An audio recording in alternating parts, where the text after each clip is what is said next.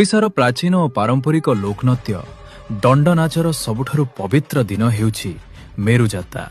ଚୈତ୍ର ମାସର ତପ୍ତ ଖରା ମଧ୍ୟରେ ଯେତେବେଳେ ଆକାଶରୁ ନିଆଁ ବର୍ଷେ, ସେତେବେଳେ ଭକ୍ତ ଓ ଭଗବାନଙ୍କ ମଧ୍ୟରେ ଦେଖିବାକୁ ମିଳେ ଏକ ଅପୂର୍ବ ସମ୍ପର୍କ। 13 ଦିନର କଠିନ ବ୍ରତ ପରେ ଦଣ୍ଡୁଆମାନେ ମେରୁଖୁଣ୍ଟ ନିକଟରେ ଏକତ୍ରିତ ହୁଅନ୍ତି।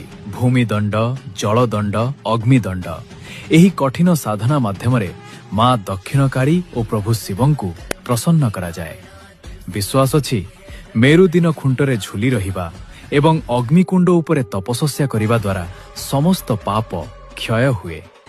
ଘଣ୍ଟ, ଶଙ୍ଖ ଏବଂ ହୁଳହୁଳିର ଧ୍ୱନିରେ ପୁରା ପରିବେଶ ଭକ୍ତିମୟ ହୋଇଉଠେ। ମେରୁ ପରେ ଏହି କଠିନ ବ୍ରତର ସମାପ୍ତି ଘଟେ ଏବଂ ଭକ୍ତମାନେ ଶାନ୍ତିର ବାର୍ତ୍ତା ନେଇ ଘରକୁ ଫେରନ୍ତି। ଓଡ଼ିଆ ସଂସ୍କୃତି ଆମକୁ ଶିଖାଏ, କଷ୍ଟ ବିନା କୃଷ୍ଣ